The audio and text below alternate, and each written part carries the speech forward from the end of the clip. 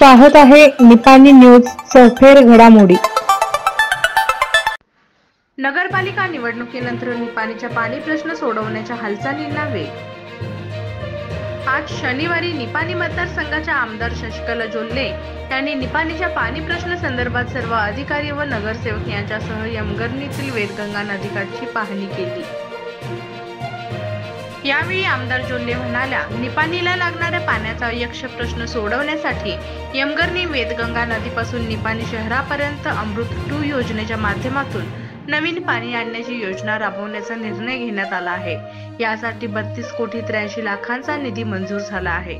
Tender प्रक्रिया अंतिम टप्प्यामध्ये असून लवकरच योजनेचे काम हाती घेण्यात येणार असल्याची माहिती आमदार शशिकला जोल्ले यांनी दिली। अमृत 2 योजना राबवण्यासाठी जी जागा निश्चित करण्यात आली आहे त्या जागेची पाहणी करून आमदारांनी अधिकाऱ्यांना योजनेसंदर्भात सूचना दिल्या। सध्याची जुनी पाईपलाईन फुटण्याचे प्रकार घडत असून त्यापासून होणारे शेतकऱ्यांचे नुकसान टाळण्यासाठी 7.5 किलोमीटर इतक्या अंतराची पाईपलाईन टाकण्यात येणार आहे। तसेच 5 लाख लिटर व 10 लाख लिटर क्षमतेचे 2 जलकुंभ देखील उभारण्यात येणार आहेत।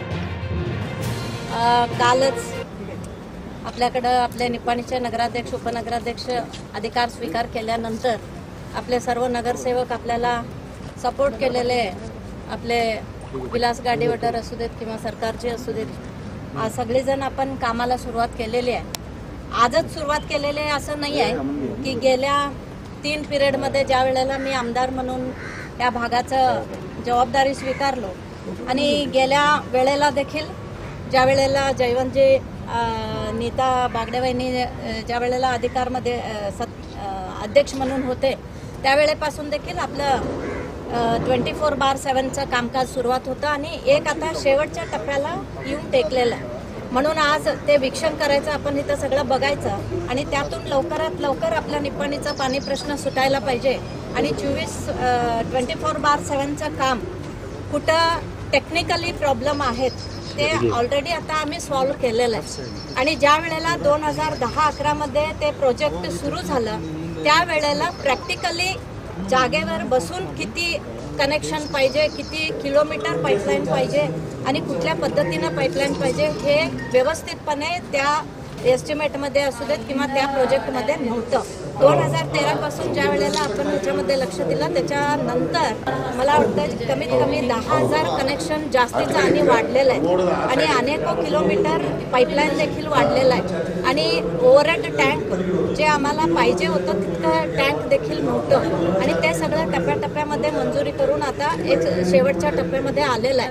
तर ह्या शेवटच्या टप्प्यामध्ये ज्या वेळेला आता आम्ही सर्वजण अध्यक्ष उपाध्यक्ष आणि आपले सर्व नगरसेवक हे अग्रेसिव्हली हे खूप फास्ट करून दाखवायचं म्हणून आजपासून आम्ही हे पहिलं काम आम्ही हे घेतलेलं आहे। तर आज मी इथं आम्ही सर्वजण इथं येऊन जुनं जे आमचं जॅकवेल पॉईंट होतं हे इथं आपण वीक्षण केलेलं आहे। तिथं देखील जसं पाणी सप्लाय होतं काय काय प्रॉब्लेम्स आहेत ते सगळं आपण इथं बघितलेलं आहे आणि अमृत 2 मध्ये आपण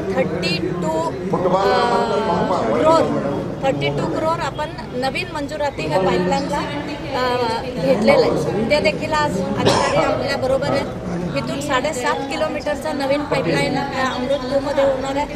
त्याच पद्धतीनं आपण आपल्या निपाणी सिटीला 24 तास पाण्याच्या पुरवठ्यासाठी आपल्याला आता 20 लाख लिटरचं जे काही शिवाजीनगरमध्ये ओव्हरहेड टँक आहे तिथून आपल्याला सगळीकडं इकडं हुडको कॉलनीला असू देत किंवा आपल्या इकडं बाळूमामा नगर ह्या परिसरला पाणी सप्लाय होतं आहे आणि ते एरिया खूप मोठं होतं आहे त्याच्यामुळं तिथं पाणी सप्लाय व्यवस्थित होत नाही।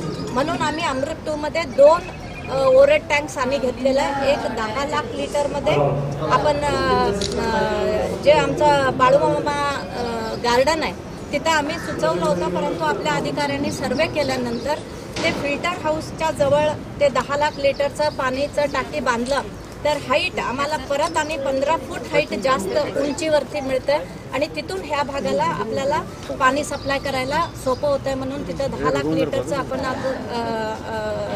ओव्हरहेड टँक घेतलेला आहे आणि हुडको कॉलनीकडं जे हुडको कॉलनीचं गार्डन आहे तिथं 15 लाख लिटरचं टाकी आपण तिथं परत एक 24/7ला घेतलेलं आहे म्हणजे नाही 15 लाख फाईल प्रपोजल सुरुवातीला मंजूर झालं होतं, परंतु हे सगळं आम्ही जास्तीचं घेतल्यानंतर परत आम्ही सरकारला आपण भेटून ते 32.83 कोटीचं आपण आता मंजुरी करून घेतलेलं आहे आणि ते देखील काम होणार आहे. आणि एक तुम्हाला सांगू इच्छितो की 2040चं जे लोकसंख्या असेल त्या लोकसंख्येसाठी आपण हे प्रोजेक्ट आपण केलेलं आहे.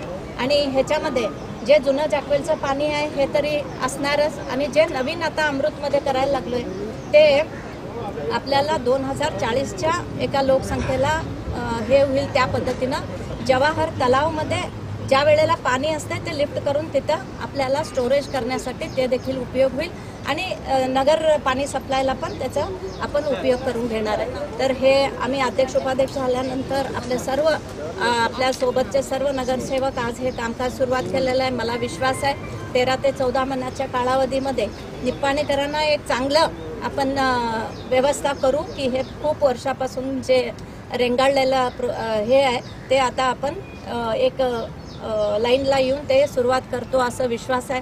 आणि आज त्याच्यासाठी इथं आपण आलेलं आहे.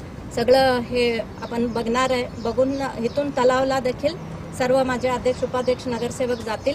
आणि माझं यावेळी नगराध्यक्ष सोनल कोठडिया, उपनगराध्यक्ष संतोष सांगावकर, जलसंपदा विभागाचे सहाय्यक कार्यकारी अभियंता राजू हिरेकुडी, पालिका आयुक्त दीपक हरदी, नगरसेवक जयवंत भाटले, राजू गुंदेशा, विलास गाडीवड्डर, बाळासाहेब देसाई सरकार, सुजाता कदम, सद्दाम नगारजी, सुनील पाटील, अभिनंदन मुतकुडे, राजेश कोठडिया, महेश सूर्यवंशी, रवी कदम, जैन इरिगेशनचे के लक्ष्मीकांत, प्रशांत केस्ती आदी उपस्थित होते.